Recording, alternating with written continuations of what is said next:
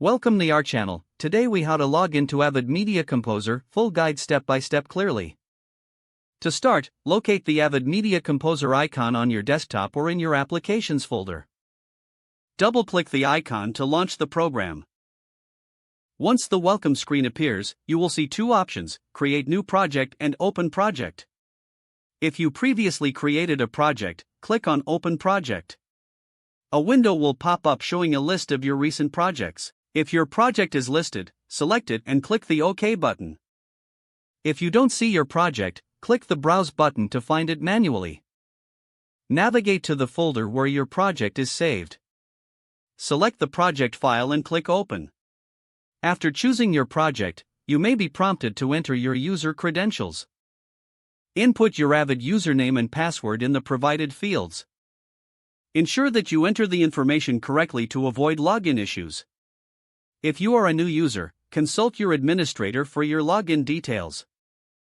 Once you have entered your credentials, click the Login button. If the information is correct, you will gain access to your project workspace. In case of an error, double-check your username and password for any typos. If you forget your password, follow the recovery steps provided by Avid. After successfully logging in, familiarize yourself with the project interface. You are now ready to start editing in Avid Media Composer. If the page does not load, refresh the browser or try again in a private or incognito window. Make sure you are using the correct email address, then retype it carefully to avoid small typos. If your password is not accepted, use the reset option and create a new strong password you can remember. Check your spam folder for verification or security emails, then complete any requested confirmation steps. Enable two-factor authentication if available to improve account security and reduce unauthorized access risk. After signing in, review your profile details so your contact information and settings are accurate and current. If you see an error message, note it down and try again after restarting your device and internet connection.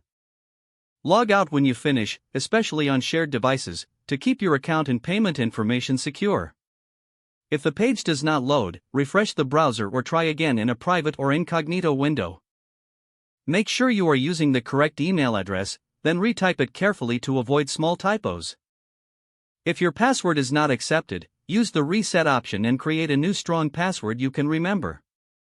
Check your spam folder for verification or security emails, then complete any requested confirmation steps. Don't forget to like this video and subscribe to our channel for more step-by-step tech guides.